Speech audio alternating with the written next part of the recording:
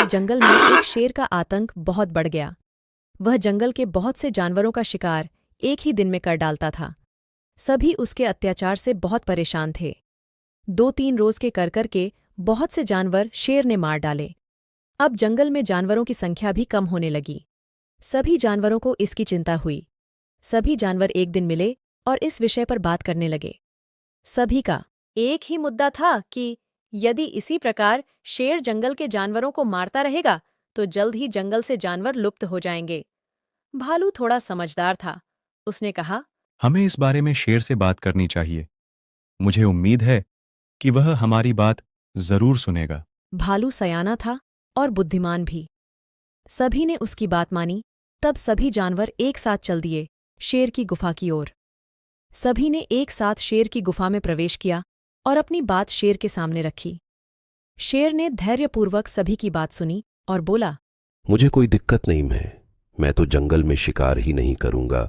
यदि तुम सभी मेरे खाने का इंतजाम रोज का रोज कर दो तो। हमें आपकी राय मंजूर है, लेकिन आपको हमसे वादा करना होगा कि आप किसी भी जानवर को नहीं मरेंगे। अब रोज एक एक करके किसी न किसी जानवर की बारी लगाई जाती और उसे विवश होकर स्वयं ही शेर के भोजन के लिए गुफा में जाना पड़ता। यही सिलसिला चलता गया। अब बारी आई खरगोश की। वह बहुत ही चालाक था। खरगोश ने अपने बचने की योजना पहले से ही बना रखी थी। वह आराम से खेलते कूदते हुए शेर की गुफा में गया। उसने शेर को प्रणाम किया।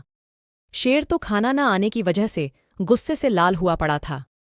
उसने गुस्से से दहाड़ते हुए बोला, समय देखा है, अब आ रहे हो तुम। ऊपर से आज भूख ज्यादा लगी है तो जानवरों ने इतने पिद्दी से खरगोश को भेजा है। लगता है वे अपनी बातें भूल रहे हैं। उनको भी अब सबक सिखाना होगा। नहीं महाराज, ऐसी कोई बात नहीं है। आपको पता है जंगल में एक दूसरा शेर आ गया है। दूसरा शेर? महाराज, हां, दूसरा शेर। जानवरों ने आपके लिए मुझ जैसे ही 4 खरगोश और भेजे थे। हम कुल 5 थे, लेकिन हमारा सामना रास्ते में उस दूसरे शेर से हो गया। उसने हमारी एक न सुनी और 4 खरगोशों को कहा गया।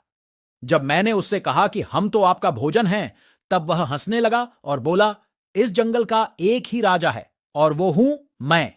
जाओ, बोल दो अपने राजा से। महाराज, एक बार जंगल में एक भेड़िया रहता था। उसे 2 दिनों से कुछ खाना नहीं मिला था। वह बहुत भूखा था। उसने इधर उधर भोजन की तलाश की, लेकिन उसे खाने के लिए कुछ भी नहीं मिला। अंत में उसे एक पेड़ के छेद में रोटी और कुछ मांस का टुकड़ा मिला। भूखे भेड़िए संघर्ष करके छेद में घुस गया। फिर उसने सारा खाना खा लिया। ये एक लकड़हारे का दोपहर का भोजन था। जब लकड़हारा भोजन करने के लिए उस पेड़ के पास आया तो उसने देखा कि छेद में कोई भोजन नहीं था। इसके बजाय एक भेड़िया वहां बैठा था। लकड़हारे को देखते ही भेड़िया छेद में से बाहर निकालने की कोशिश करने लगा, लेकिन किसी भी तरह वह ऐसा नहीं कर पाया, क्योंकि भेड़िया को पकड़ लिया और उसे अच्छी तरह से पीटा। वीडियो देखने के लिए द मिस्ट्री स्टोरी को सब्सक्राइब करें और शेयर करें।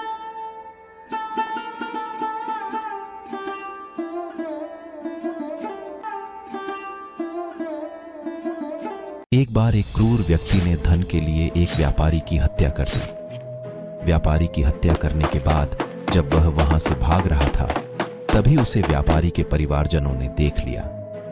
वे सभी चिल्लाने लगे। फलस्वरूप वहां पर लोगों की भीड़ इकट्ठी हो गई और वे लोग हत्यारे का पीछा करने लगे। दौड़ते दौड़ते वह हत्यारा नदी के किनारे पहुंच गया। अचानक एक शेर ने उस पर हमला कर दिया। यह देखकर वह अपनी जान बचाने के लिए एक पेड़ पर चढ़ गया। तभी उसे पेड़ की पत्तियों में से किसी के कराने की आवाज सुनाई पड़ी। उसने वहां देखा तो उसे पेड़ की टहनियों से लिपटा हुआ एक बड़ा सा अजगर दिखाई दिया। वह हत्यारे को काटने के लिए ज्यों ही आगे बढ़ा, त्यों ही उसने नदी में छलांग लगा दी। लेकिन उसकी जिंदगी का अंत निश्चित था। नदी के अंदर रहने वाले एक मगरमच्छ ने उसके शरीर के टुकड़े टुकड़े कर दिए। इस तरह प्रकृति ने स्वयं ही हत्यारे का न्याय कर दिया था। उसने किसी की जान ली थी तो प्रकृति ने स्वयं उसकी जान लेकर उसे सजा दे दी थी। स्टोरी को सब्सक्राइब करें और शेयर करें। जंगल में बरगद के ऊंचे पेड़ पर एक चिड़िया घोंसला बनाकर अपने 2 बच्चों के साथ रहती थी। एक दिन एक तूफान आया और बरगद का वह पेड़ गिर गया। पेड़ से दबकर चिड़िया मर गई, लेकिन सौभाग्य से उसके दोनों बच्चे बच गए। चिड़िया के एक बच्चे को उड़ाकर एक गुफा के पास ले गई, जहां डाकू रहा करते थे। चिड़िया का दूसरा बच्चा आर्षी मुनियों के आश्रम के पास जाकर गिरा। समय बीतने लगा और दोनों बच्चे बड़े होने लगे। बीत चुके थे। एक दिन एक राजा जंगल में शिकार करने आया और रास्ता भटक गया। वह बहुत थका हुआ था। एक स्थान पर उसने अपना घोड़ा रोका और पेड़ की छाया में आराम करने बैठ गया। जहां वह आराम कर रहा था, उसके पास ही एक गुफा। आंख बंद ही की थी कि जिस पेड़ के नीचे वह आराम कर रहा था, उस पर बैठी चिड़िया बोल पड़ी, जल्दी आओ, इस आदमी के पास ढेर सारे आभूषण हैं। इसका गला काटकर इसे मार डालो और इसे लूट। राजा हैरान रह गया। तभी उसे गुफा के अंदर कुछ आहट महसूस हुई।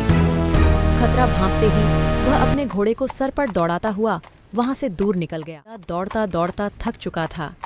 आराम करने वह एक पेड़ के नीचे जा बैठा। पास ही एक आश्रम दिखाई पड़ रहा था। उसके नीचे बैठते ही पेड़ की एक डाली पर बैठी चिड़िया बोल, आपका स्वागत है। इस समय आश्रम में कोई नहीं है। ऋषि बाहर गए हैं, किंतु आप अंदर जाकर आराम करिए। कुछ देर में ऋषि आते होंगे। सिर उठाकर चिड़िया को देखा। वह हूबहू पहले वाली चिड़िया की तरह ही दिख रही थी। चिड़िया की बात मानकर राजा आश्रम के अंदर चला गया। कुछ देर में ऋषि आश्रम लौट आए। राजा ने उन्हें प्रणाम किया।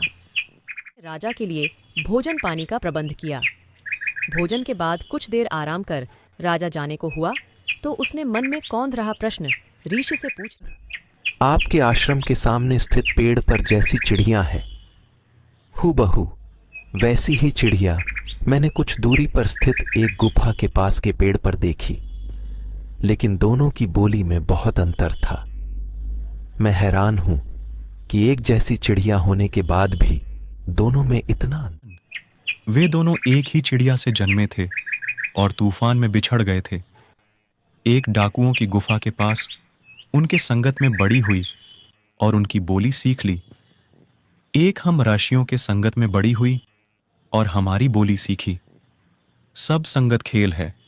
मैं तो जैसे तैसे अपनी जान बचाकर भागा हूं वहां से। आपको उसकी खबर देने के लिए तुम झट से मुझे उसके पास ले चलो। आज फैसला हो ही जाएगा कि जंगल का असली शेर है कौन। खरगोश खुश हुआ। यह सब खरगोश की ही युक्ति थी। उसने अपनी युक्ति में शेर को फंसा लिया था। अब वह शेर को लेकर चल दिया। खरगोश शेर को एक तालाब के पास लेकर चला गया। महाराज, यहीं रहता है वह इस कुएं के अंदर। शेर ने कुएं के अंदर देखा तो उसे अपनी ही परछाई दिखाई दी। जब वह दहाड़ा तो परछाई ने भी वैसा ही किया। उसे लगा कि पानी का शेर दहाड़ रहा है। अब शेर दूसरे शेर को मारने के उद्देश्य से पानी में कूद गया। वहीं कुएं में डूबकर ही उसकी मृत्यु हो गया। वापस लौटकर खरगोश ने यह घटना पूरे जंगल वासियों को सुना दी। सभी बहुत खुश हुए और खरगोश को शाबाशी भी दी। खरगोश ने पूरे जंगल को शेर के आतंक से मुक्त कर दिया। वीडियो देखने के लिए द मिस्ट्री स्टोरी को सब्सक्राइब करें और शेयर करें।